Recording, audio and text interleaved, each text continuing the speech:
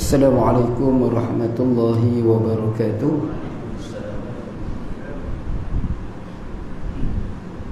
Alhamdulillah, innal hamdalillah nahmaduhu wa nasta'inuhu wa nastaghfiruh wa nu'minu bihi wa natawakkalu alayhi wa na'udzu billahi min shururi anfusina wa min sayyiati a'malina. Man yahdihillahu fala mudilla lahu wa man yudlilhu fala hadiya lahu. نشهد أن لا إله إلا الله وحده لا شريك له ونشهد أن سيدنا محمدا عبده ورسوله. اللهم صل وسلم على حبيبنا ورسولنا سيدنا محمد صلى الله عليه وسلم وعلى آله وأصحابه ومن تبعهم بإحسان إلى يوم الدين. اللهم رب اشرح لنا صدورنا ويسر لنا أمورنا واحلل عقدة من ألسنتنا يفقه أقوالنا. اللهم فقهنا في الدين وعلمنا التأويل. اللهم افتح علينا فتوح العارفين بحكمتك.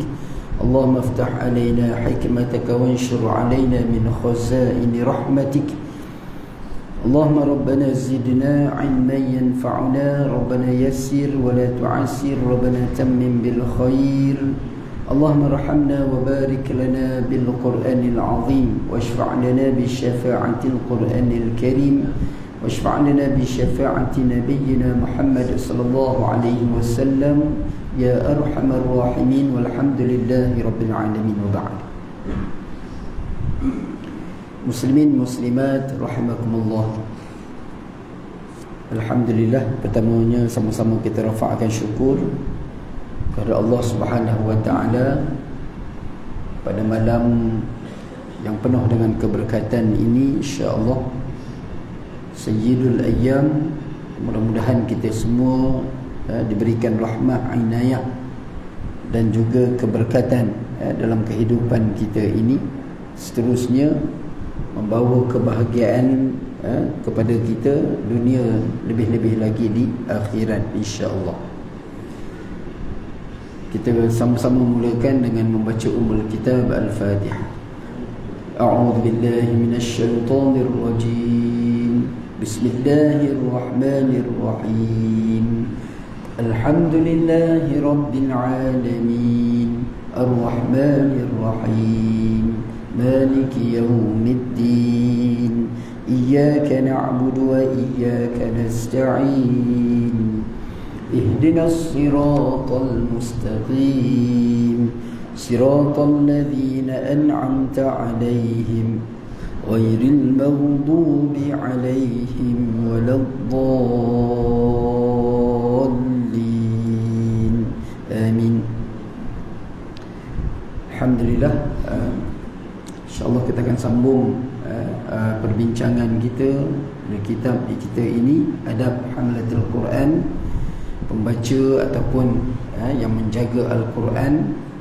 Dan kita sampai pada perbincangan tentang guru Al-Quran, iaitu pada bab memelihara dan membanyakkan bacaan, memelihara dan membanyakkan bacaan Al-Quran. Baik, penghafaz Al-Quran perlu, ini khusus kepada penghafal lah, penghafal Al-Quran.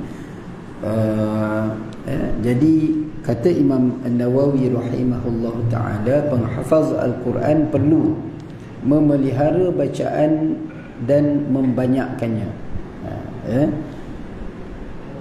Ini adalah suatu tuntutan sebenarnya bagi orang yang benar-benar yang dikatakan menjaga Al-Quran, hafal Al-Quran, dijaga Al-Quran, dia perlu, dia mesti, tak boleh tidak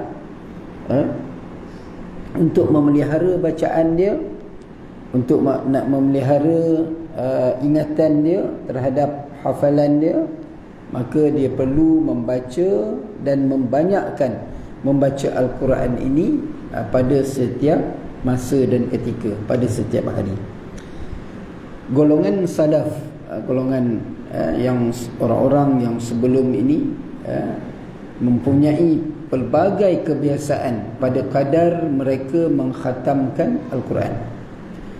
Contohnya Ibnu Abi Daud meriwayatkan daripada sebahagian salaf, sebahagian daripada mereka orang-orang yang menjaga Al-Quran ini dulu, bahawa mereka khatam Al-Quran sebanyak sekali pada setiap 2 bulan ataupun sebulan. Maknanya 2 bulan sekali ataupun sebulan sekali mereka mengkhatamkan Al-Quran. Dan ada juga dalam kalangan mereka yang mengkhatamkannya sebanyak sekali pada 10 ataupun 8 hari. Ni memang dia hidup dia dengan Al-Quran lah.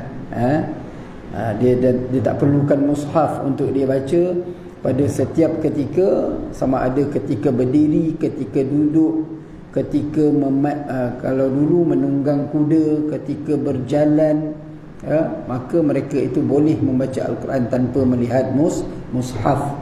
Maka mereka dapat mengkhatamkan Al-Quran pada setiap 10 ataupun 8 hari. Ini kena bagikan lah. Kena bagikan. Al-Quran itu 30 juzuk. Kalau katakan tadi sebulan, maknanya 1 hari 1 juzuk. 1 hari 1 juzuk, kurang lebih sejam lah, tak sampai sejam. Kalau yang mahir dia 60, dia lebih kurang 40 minit. Bacaan yang biasa lah, yang laju sedikit. 40 minit, katalah 1 jam untuk dia dalam 1 hari. Untuk dia baca Al-Quran itu, maka dia akan dapat 1 juzuk 1 hari, maknanya 30 hari 30 juzuk, dapatlah sebulan. Kalau kata 2 bulan sekali dia khatam Al-Quran, ataupun dia khatam Al-Quran, maknanya 1 hari dia bacalah 5 helai. Al-Quran ni kita kena tahulah sikit. Al-Quran ini dia 1 juzuk 10 helai. Kita boleh bagi lah, kita nak target berapa banyak kita nak baca. 1 juzuk 10 helai. Juzuk 1 10 helai, juzuk 2 10 helai, macam tu lah. Maka kalau kata kita nak baca 1 hari 1 juzuk, kalau kita nak bagi-bagikan ikut solat 5 waktu, mana kata selepas solat baca 2 helai, dapatlah 1 juzuk satu hari. Kan? Lepas subuh baca 2 helai. Sebenarnya boleh, nak dengan tak nak je lah. Ataupun kita lah yang menentukan masa. Tapi orang dulu dia tak ada kerja lain, kan? Dia memang kalau kata dia menghafal Quran, dia memang berkecimpung dalam baca Quran ini, itu je lah kerja dia. Kita akan lihat nanti yang lagi dahsyat, kita katakan lagi hebat dia dalam dia orang kata menjadikan Al-Quran dalam hidup dia, tak terpisah. Kat sini baru dia kata 2 bulan sekali, sebulan sekali, ataupun yang lebih lagi dia sekali pada setiap 10 hari. Mana kalau 10 hari dia boleh khatam Al-Quran, 1 hari dia baca 3 juzuk. Kan? Kena bagi-bagi lah. Kita kadang-kadang mungkin boleh, cuma bila kita buat benda yang banyak ni, kalau saya lah, dulu pernah buat orang kata cubalah baca 1 hari 3 juzuk boleh, tapi nak maintain itu, nak istiqamah tu. Lepas sekali kan dah 2-3 kali contoh, dah kita rasa jemu. Itulah kelemahan kita lah. Boleh. Sebab itu ada satu kata-kata, buatlah walaupun sedikit tetapi berterusan. Kalau kita buat sekali banyak ni takut jemu. Yang ni kita ceritakan ialah orang-orang yang hebat. Ukur pada diri sendiri, mungkin kita tak mampu. Kalau saya tak mampulah nak ikut jejak langkah mereka ni yang dapat mengkhatamkan secara istiqamah 10 hari sekali khatam, 10 hari sekali khatam, tiap-tiap hari 3 juzuk baca. Dapatlah 10 hari 30 juzuk. Ada yang lebih lagi 8 hari. 8 hari dia khatam sekali. Dia bagikanlah. Dan kebanyakan mereka kata Ibnu Abi Daud ini tadi, dia kata kebanyakan mereka melakukannya pada setiap 7 hari. Maknanya seminggu khatam sekali. Seminggu khatam sekali. Kan? Mana kalau seminggu khatam sekali, berapa juzuk nak baca tu? Satu hari. 7 hari, 7 kali 4, 28 juzuk. Kalau 4 juzuk satu hari, maknanya lebih daripada 4 juzuk. 4 juzuk lebih lah. Satu hari 4 juzuk lebih baca. Boleh tak ni? Boleh. Cuma itulah, kalau kita orang kata nak buat sekali mungkin boleh, tapi nak berterusan atau kena mujahadah lah. Orang kata kena bersungguh-sungguh. Dia agak susah lah, kita katakan susah dalam keadaan kita yang sibuk dengan hal dunia, kita katakan. Orang dulu tak, dia tak sibuk nak cari duit, tak macam kita. Tapi kehidupan kita pada hari ni memang macam mana, susah nak cakap. So masing-masing siapa yang mampu, dia nak cuba buat, dia cuba buat. Maknanya orang terdahulu, ulama salaf, orang-orang yang terdahulu, dia pernah buat macam itu. Dia ada yang hidup macam tu. Seminggu sekali khatam, seminggu sekali khatam. Hebat. Dan beliau turut meriwayatkan daripada sebahagian yang lain. Ada lagi. Mana kata Ibnu Abi Daud ini turut meriwayatkan daripada sebahagian yang lain lagi, yang dia dapat daripada sumber yang lain ataupun daripada jalur yang lain, bahawa dia kata mereka ini, ulama golongan salaf ini, golongan terdahulu ini, ada dalam kalangan mereka mengkhatamkan Al-Quran pada setiap 6, 5 dan 4 hari. Lagi dahsyat. Ramai juga yang mengkhatamkan pada setiap 3 hari. 3 hari maknanya satu hari 10 juzuk. Allahu Akbar. Kan? Dan apa yang lebih baik, yang lebih hebat, yang kita kata lebih dahsyat lah, kita kata kan, ada yang khatam sebanyak 2 dan 3 kali dalam sehari. Malah ada di dalam kalangan mereka yang khatam sebanyak 8 kali. Ni tak tahulah, wallahu alam. 4 kali waktu malam, 4 kali waktu siang.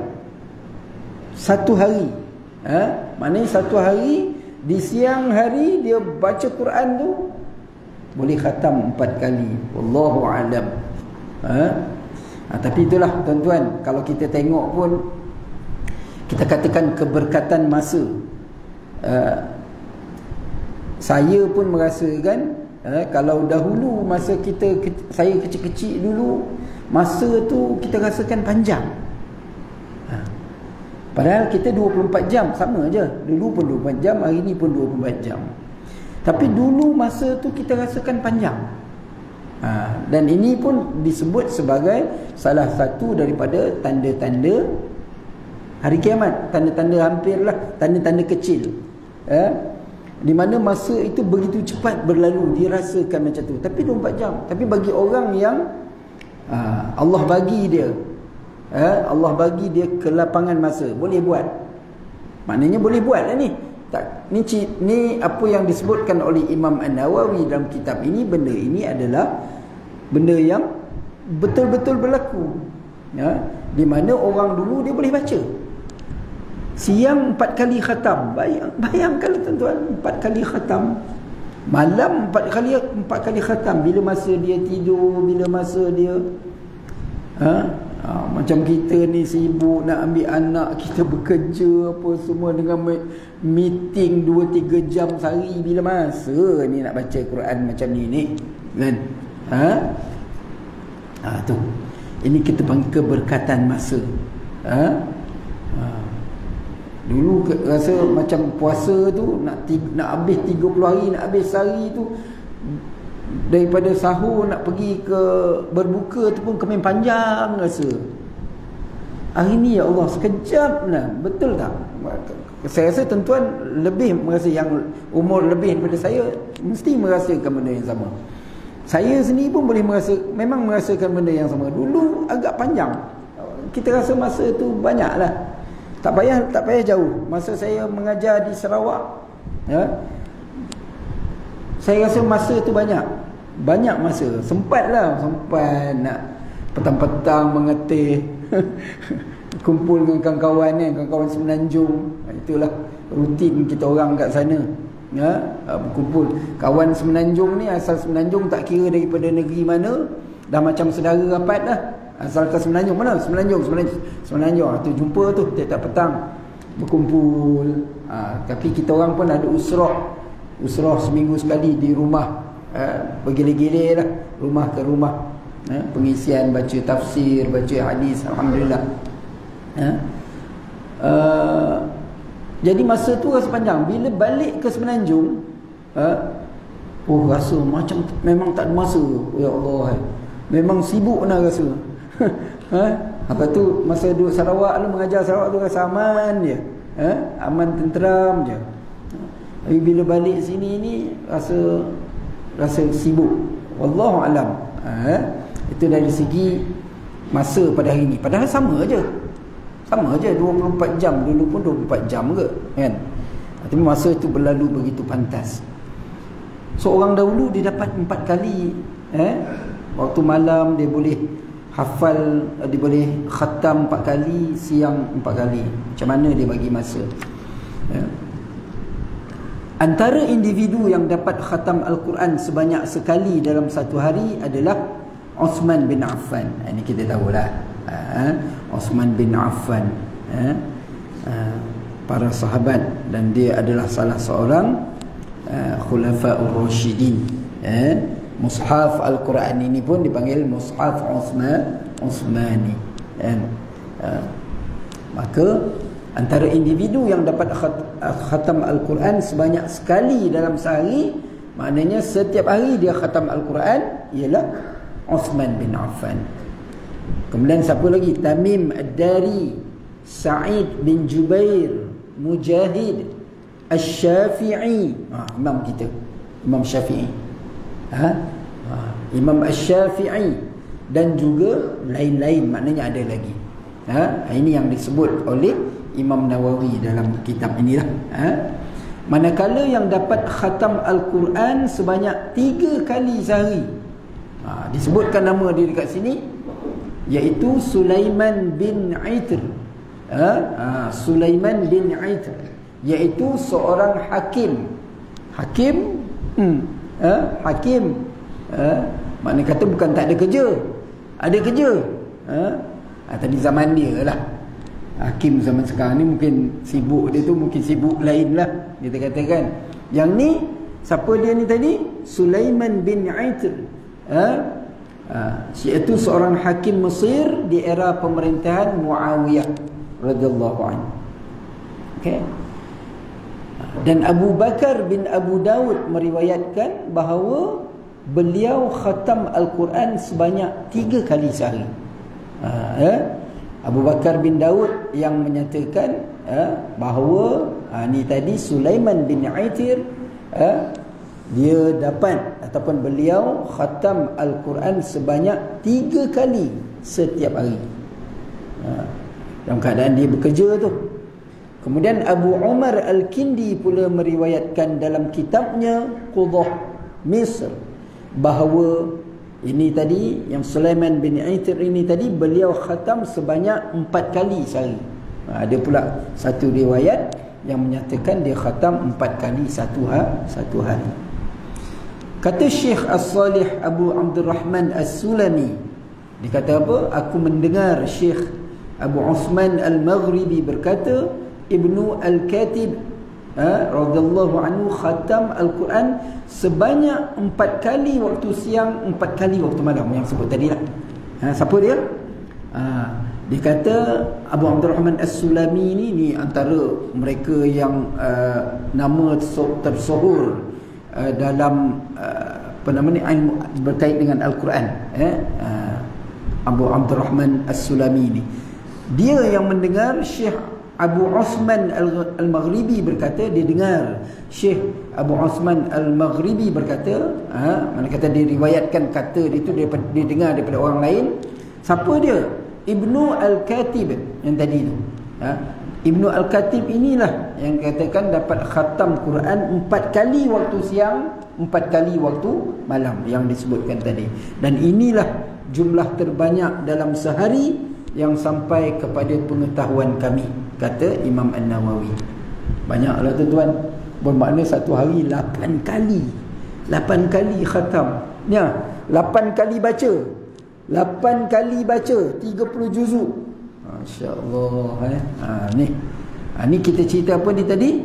Iaitu orang-orang yang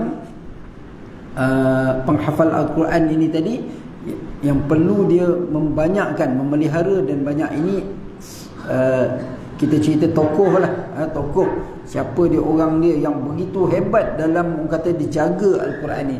Ini kita katakan dia 30 juzuk tu macam Fatihah lah, kita kata.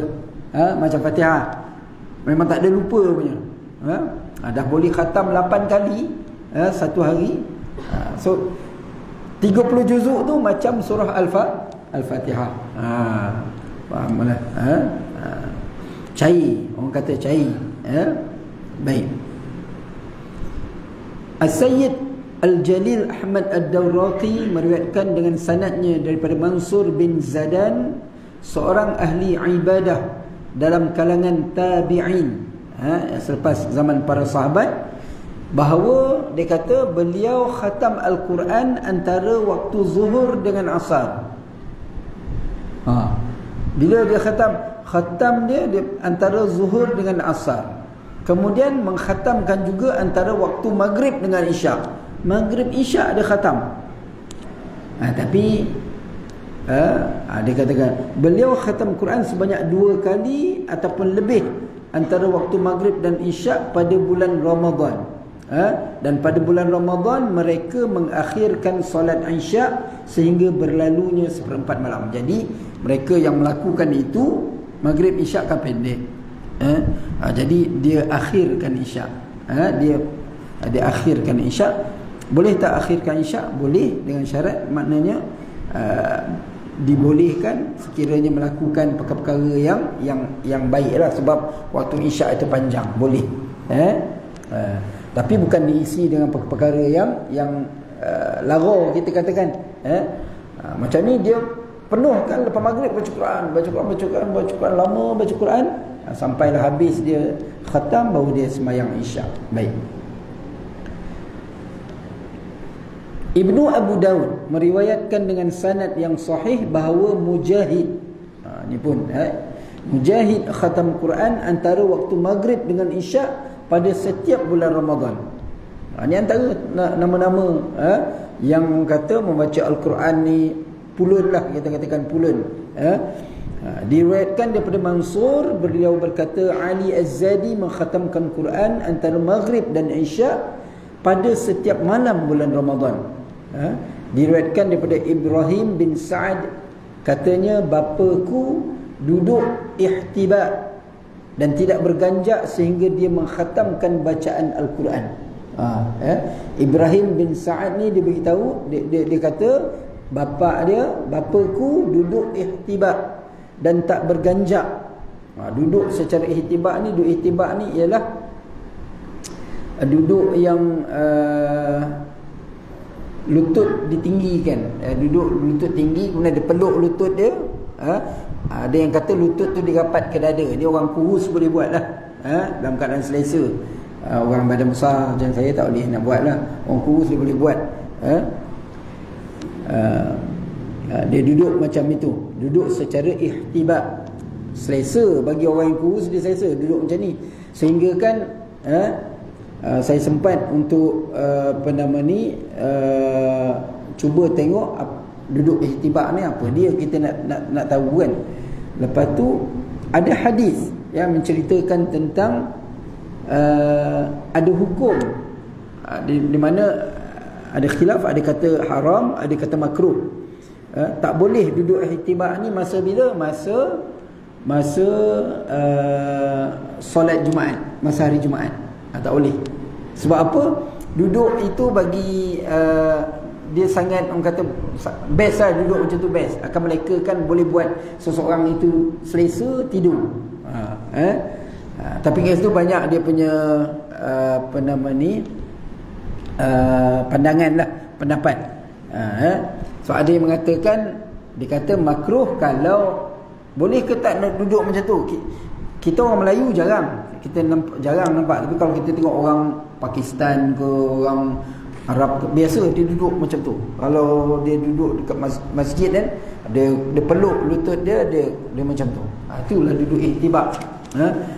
Jadi duduk ihtibar ni ada larangan hadis ketika mana solat Jumaat, ketika mana khutbah Jumaat. Walaupun begitu, ada ulama yang dia tafsirkan, dia kata yang menunjukkan duduk macam tu tak boleh tu makruh seandainya duduk itu melekakan dia jadi selesa, kemudian dia jadi tidur lah. Macam kita ini tak duduk ihtibar pun tidur tu kan. Tak duduk ihtibar pun tapi jalan juga, tegak-tegak pun, apatah lagi kalau dapat duduk kat tiang, lagi sedap lah kan. Tak payah ihtibar. Jadi sebenarnya duduk macam mana pun, kalau kata dianya membuatkan kita selesa tertidur, sebenarnya makruh dalam solat Jumaat.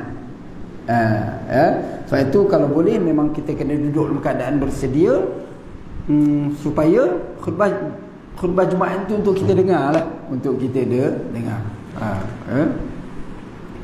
Jadi ini yang dikatakan oleh Ibrahim bin Sa'ad ini tadi, bapakku duduk secara ihtibar, tak berganjak dia, sehingga dia khatam bacaan Quran. Selesanya dapat dia duduk cara macam tu, 30 juzuk dia baca. Macam tu. Baik.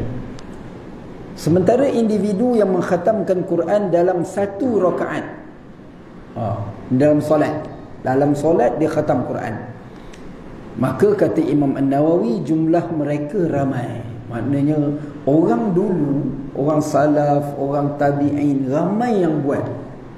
Satu rakaat tu dia khatam Quran. Masya Allah. Kita bukan kata hafal, buka pun kita tak boleh, tak mampu nak baca sebanyak macam tu. Ni tapi mereka yang buat macam ni, dia bukan sembahyang jemaah.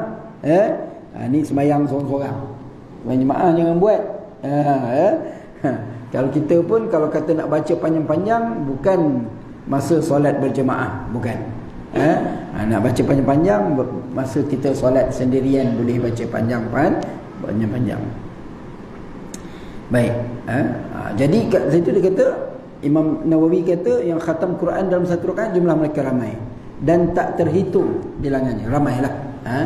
Dan antara golongan yang terdahulu ialah Uthman bin Affan, Tamim Ad-Dari, Sa'id bin Jubair, yang khatam pada setiap rakaat di dalam Kaabah.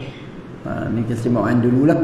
Dia dapat disemayang dalam Kaabah dan dia dapat khatam Al-Quran dalam satu rakaat. Manakala individu yang mengkhatamkan Quran pada setiap minggu, jumlah mereka pun ramai. Hal ini dinukilkan daripada perbuatan Uthman bin Affan, dia itu juga termasuk Abdullah bin Mas'ud, Zaid bin Thabit, Ubay bin Ka'ab dan sejumlah tabi'in seperti Abdul Rahman bin Yazid Al-Qamah dan juga Ibrahim radhiyallahu anhum. Ramai. Cara yang terpilih ialah keadaan ini berbeza-beza menurut individu. So kita boleh cuba nak ikut ke, boleh cuba, tapi sebenarnya tak sama. Ikutlah kekuatan iman dan juga Allah pilihlah siapa yang boleh buat macam tu. Sesiapa yang dapat melihat ibarat yang indah dan pengetahuan melalui fikiran yang teliti, maka dia hendaklah berpada dengan kadar yang akan mendatangkan kefahaman yang sempurna pada dirinya. Begitu juga bagi orang yang sibuk menyampaikan ilmu atau dengan urusan yang penting berkaitan agama dan maslahat umum kaum muslimin, maka dia hendaklah berpada dengan kadar yang tidak menyebabkan tanggungjawab yang dia kendalikan menjadi lompong. Nampak?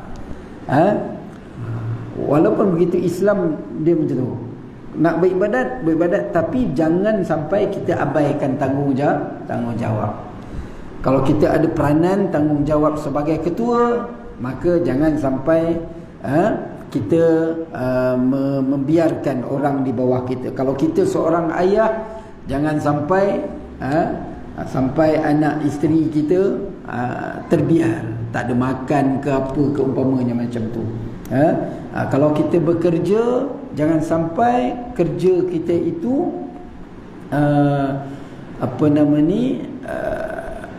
disebabkan kita baca Quran ni tadi boleh menyebabkan kerja kita terbantut dan sebagainya. Itu Islam tak nak macam tu. So dia kata ikutlah.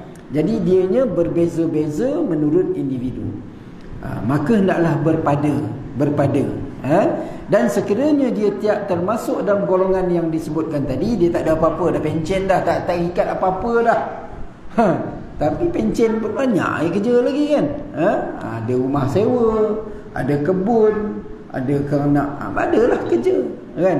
So ikutlah. Tapi dia kata kat sini, kalaulah dia itu tak termasuk dalam golongan yang disebutkan tadi, dia tak ada apa-apa komitmen, dia tak ada apa-apa ni, maka dia perlu membanyakkan bacaan Quran semampunya, tanpa sampai ke tahap jenuh. Itu pentinglah. Atau membacanya dengan terburu-buru. Itu yang paling susah sebenarnya. Nak istiqamah. Okey, walau bagaimanapun sebilangan mutaqaddimin, orang-orang terdahulu, dia tak gemar, dia tak suka sebenarnya menghatamkan Al-Quran dalam tempoh sehari. Kenapa? Sebab ada hadis sahih riwayat Abdullah bin Amr bin Al-As menjadi dalil bahawa Nabi SAW bersabda, la yafqahu man qara'a al-Quran fi aqall min salas. Apa maksud dia? Orang yang baca Quran dalam tempoh kurang daripada 3 hari, mana kata dia khatam dalam masa 1 hari.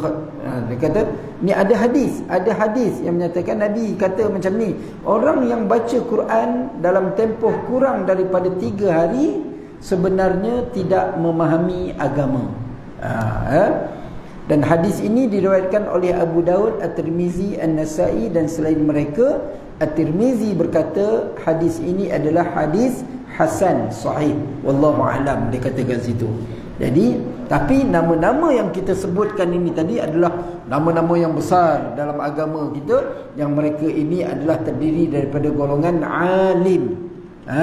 Bukan kata mungkin kita pada hari ini ada orang yang hafal Quran, tapi dia hafal lah. Dia hafal. Tapi yang lain dia tak jaga. Faham pun tak faham. Dia hafal. Allah beri dia kelebihan. Ada orang dia boleh hafal Quran. Tengok, rockers dia ni, rockers. Kan? Salah ke rockers? Tak salah. Kalau selagi dia menjaga, tengoklah. Boleh jadi salah, boleh jadi tak salah. Kan?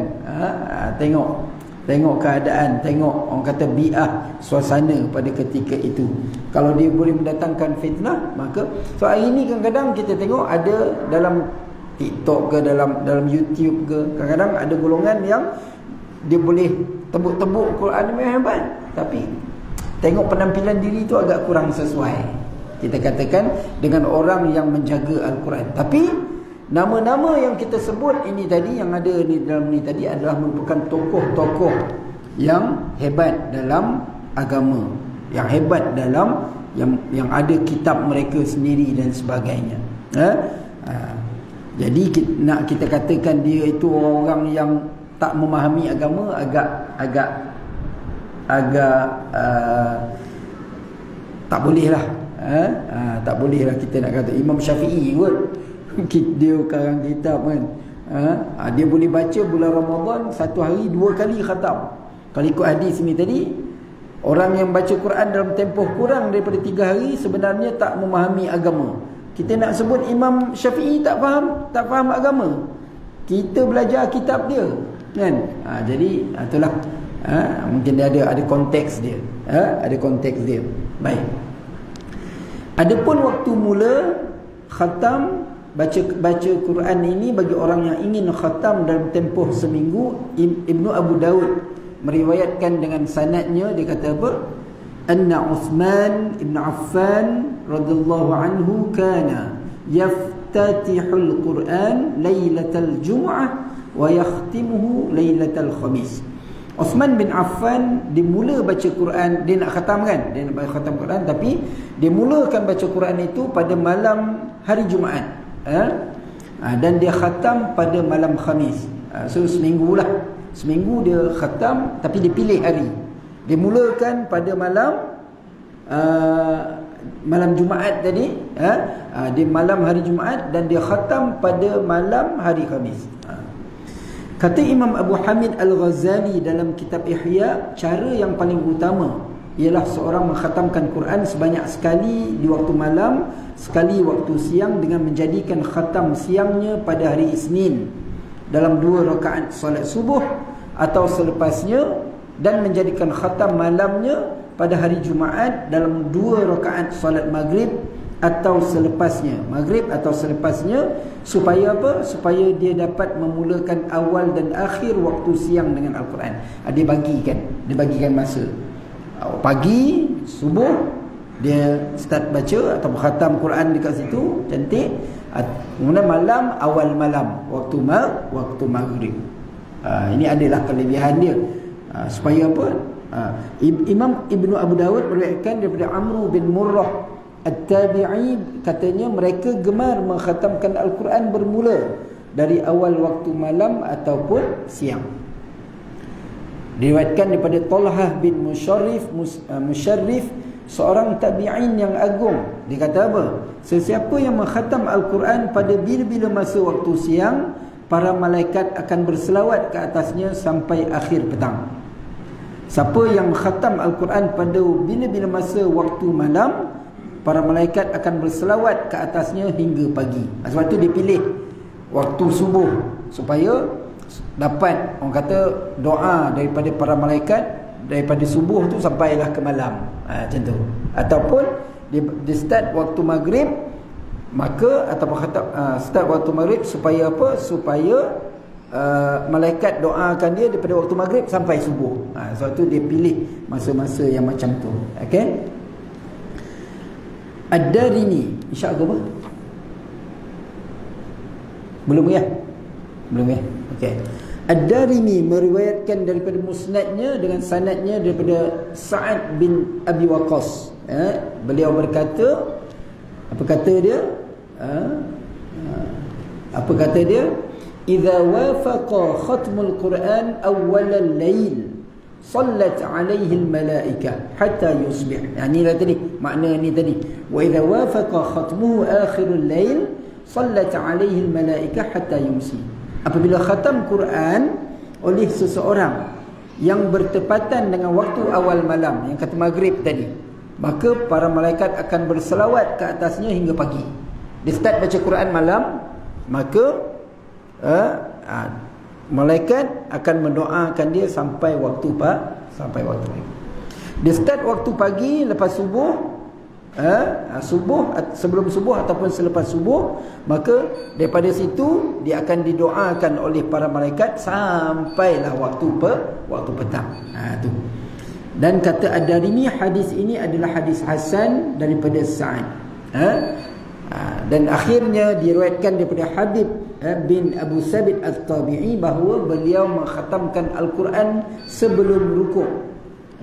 Kata Ibnu Abu Dawud, begitu juga dikatakan oleh Ahmad bin Hanbal, sama juga Imam Hanbali.